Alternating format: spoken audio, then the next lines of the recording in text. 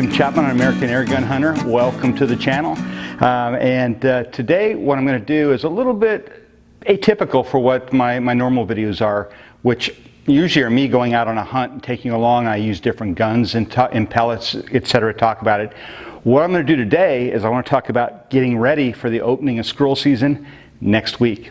I know that in a lot of the country it's already started, but up here in the north of Minnesota where it doesn't get started until later in September. So at any rate, I'm going to get my gear ready, and what I want to do today is I'm going to talk about sighting in my rifles. I'm getting 2 rifles ready for the opening. I'm going out for 3 or 4 days in the opening of the season. I'm going to take my my FX Dreamline 25. We'll talk a little bit more about that. I'm also going to take my AT BP 17. We'll talk about that a little bit later. And I got a night vision scope mounted on that one as well. It's a day night vision IR that I'm going to use for video recording some of the hunts.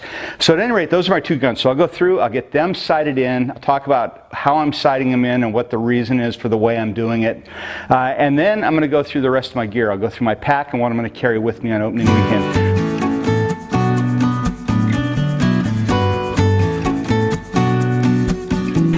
One of the common questions I get is where to hunt.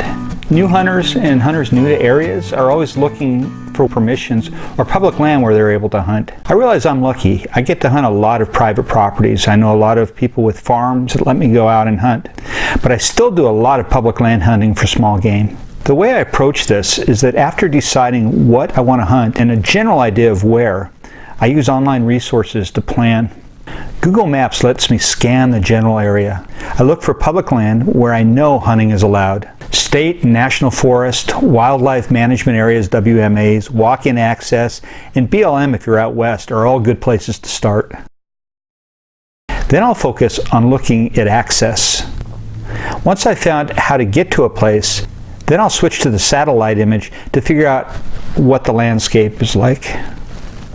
After you spend a lot of time online in Google Maps, you can tell what's a hardwood area, what's evergreen, etc. I'll look for stands of woods, and I'll note landmarks to navigate by when I have boots on the ground. Next, I'll figure out how to travel to the site, and if there are any amenities I might want to use in the area, such as campgrounds, motels, restaurants, and so forth.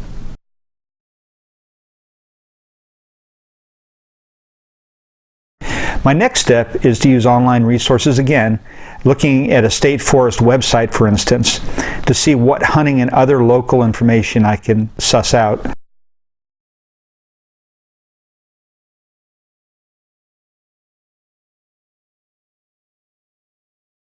You can also check out local regulations or state regulations, license requirements, seasons, legal methods of take, etc. At the Department of Natural Resources, DNR, or Fish and Game, Wildlife Management. There are many different names for the state wildlife organizations.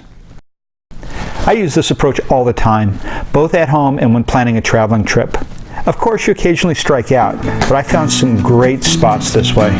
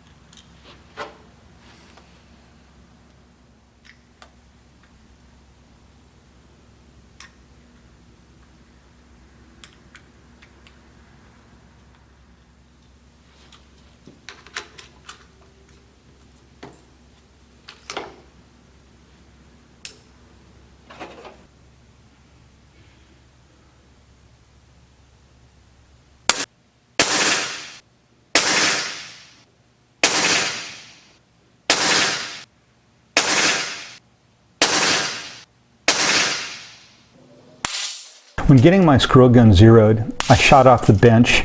I did this to ensure it's on and grouping well. Then I shot it from various positions with and without support. I zero at 25 yards, which allows me to drop the crosshairs in the middle of a squirrel's kill zone between 10 to 36 yards, where most of my shots in the fall season occur.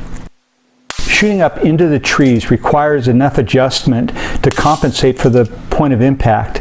I don't want to compound the complexity by having to think through hold over or under for the most commonly encountered ranges.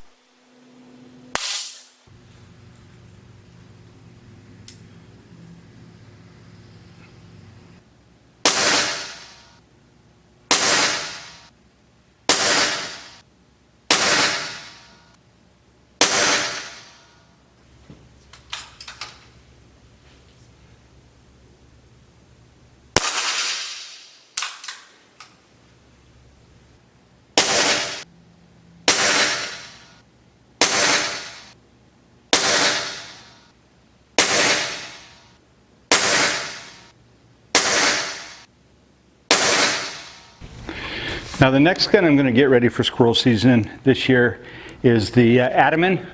This is the BP-17. It's obviously a little bullpup BP. It's a really compact little gun. It's got about a 14.5-inch barrel, so it's got a longer barrel, but it's in a bullpup configuration. It's moved rearward, so it's one of the advantages. You get a longer barrel, but you still have a shorter gun overall. And the overall length of this is a little under 24 inches. I think it's 23.85 inches, but it's a little bit under 24 inches. So you've got a really nice little compact package. You know, the bullpups, kind of a polarizing thing. Some people love them, some people don't. I like more traditional sporter style designs from an aesthetic standpoint. You can't argue though, bullpups, there's a lot going for them. They tend to pull, at least for me, the center of gravity inward, so I have a pretty good time shooting these offhand.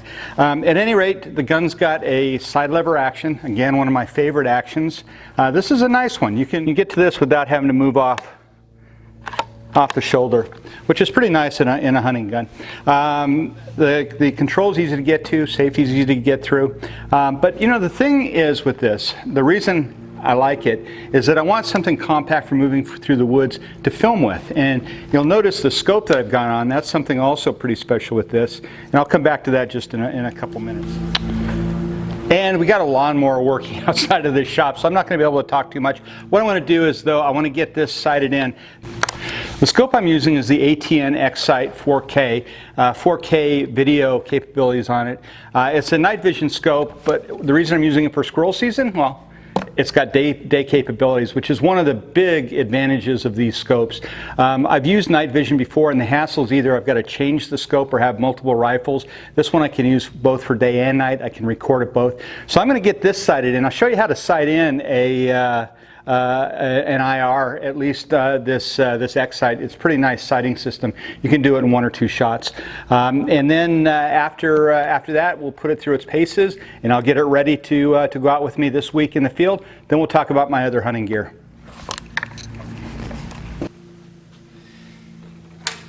Gun uses a little proprietary fill probe. And it's only accessible from the right side of the gun. Let's flip it over here, on the right side of it, get it plugged in here.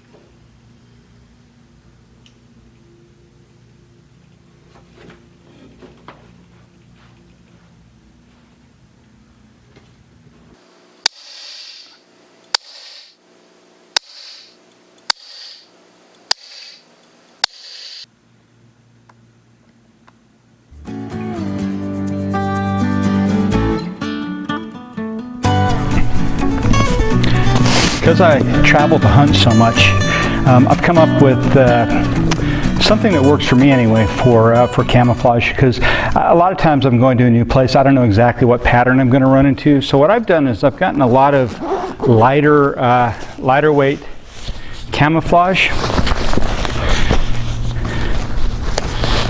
and I've gotten it in a larger size than I would normally take, so that I can wear jeans and regular clothes and just pull this over it. That way, if I'm going to Arizona, for instance, and I'm going to be out where there's a lot of fall colors, greens starting to turn to browns, I can just pull this over my clothes. If I head down on the same trip to the desert, or I go somewhere else that is a bit more tannish and browns, up in Arizona, for instance, I've got a separate set. So this way, I can go for a long time, and I could bring one set of camo or two, and be ready for whatever I encounter there. So this works for me. The other thing is that I always carry extra gloves, extra face mask, because for small game squirrel hunting, I think that really ups your game. If you're in camouflage, you're going to do better than if you're not. So this is my camo for the trip. We already went through the guns I'm using, but this is the camo. We looked at my pack. We looked at what I carry in that pack. But if you look at the way my pack looks when it's all put together, when my pack's all put together, this is it. And so, you know, I carry either my shooting sticks or shooting sticks in a camera tripod up here. I've got my GPS here on the front straps. It depends. I don't use these so much with my GPS anymore, but if I'm in a place I've never been before, and that happens, I find myself in the Rockies after a bear squirrel, or I'm in the deep woods in Michigan, places I'm not that familiar with, I may flag my way, but usually my GPS works. It's only if I get no signal at all will I switch over and use these. I've got my rangefinder strapped on right where I can get at it. If I drop my pack and go off, I just unclip it, clip it onto my belt or onto a loop, and take it along with me. Inside, I've got all the other things that we looked at. What I liked about this one, though, is that sometimes I walk quite a distance to get into my hunting area where I'm going to shoot, and rather than slinging my rifle, because then when I've got a sling on the rifle, I get it all caught up in the branches, because a lot of these times I'm in thicker stuff moving around. What I'll often do is just throw it back in the sling. It's got a little pocket that unfolds at the bottom, straps my rifle in, and so I can walk the longer distance carrying this on my back, and I don't have to bother with the sling. And then I don't have the sling on the rifle when I get out in the heavier bush to start hunting. So again, this works for me. My binoculars. And again, some people might say binoculars for small game, for squirrels, overkill, but I find taking these and being able to glass, you know, a couple hundred, 200-300 yards up ahead of me, and really looking in detail. No matter how good you think your eyesights are and how good you are at spotting game, I can almost guarantee you that if you start looking with binoculars, you sit down and look, you'll see squirrels watching you that you never noticed before. It might be an eye poking over a knot in a tree, or another squirrel laying real low in the fork of a tree. These will let you pick them up at a greater distance, and then you can plan your stock to get into range to take your shot. So anyway, this is my setup for squirrels this season. It can change a little bit, but pretty much this is what I carry. Now, what I didn't show is I usually have some food in here. I usually have an emergency kit. I always have water, to be sure.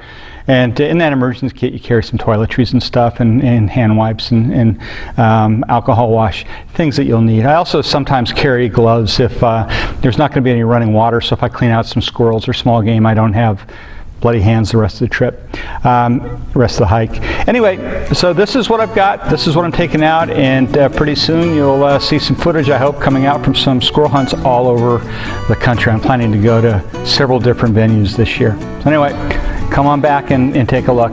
If you like these kind of videos, please give me a like and a subscribe. Keep coming back, and I'll be adding a lot more content as we go through the hunting season.